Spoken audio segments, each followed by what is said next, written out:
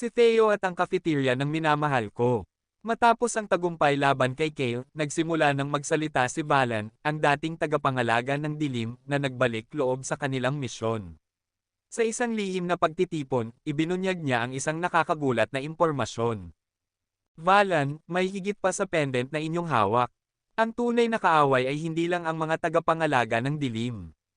Ang tunay na banta ay ang bunga ng liwanag, isang kapangyarihan na kayang baguhin ang buong kalikasan ng mundo. Nagpasya si Theo at Alaya na maglakbay patungo sa isang nawawalang templo ng mga sinaunang tagapangalaga upang makuha ang huling piraso ng lihim ng pendant at matutunan ang tunay na layunin nito. Habang nagsisimula na silang makarating sa templo, nagsimula ng magbago ang relasyon ni Theo at Alaya. Habang magkasama sa mga mahihirap na pagsubok, unti-unti nilang nadarama ang mas malalim na koneksyon sa isa't isa, isang pagmamahal na hindi na lamang nakatali sa misyon, kundi sa kanilang mga damdamin. Alaya, Theo, hindi ko kayang mawala ka. Hindi ko kayang maglakbay ng mag-isa.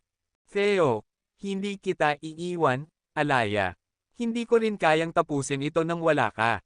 Sa kabila ng kanilang mga takot at pangarap, natutunan nilang ipaglaban ang kanilang pag-ibig, ang pagmamahal na nagbigay lakas sa kanilang misyon.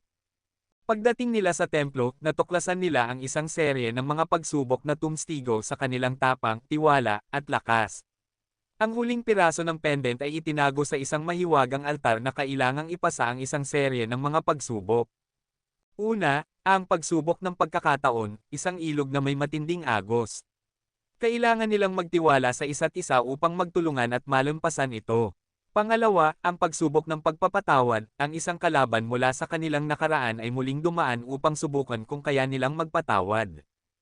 Alaya, ito ang pagkakataon natin, Theo. Ang pagharap sa nakaraan, upang magpatuloy tayo. Sa kabila ng mga pagsubok, nanatili silang matatag at magkasama, patuloy na nagsusustento sa kanilang pagmamahalan at tiwala sa isa't isa.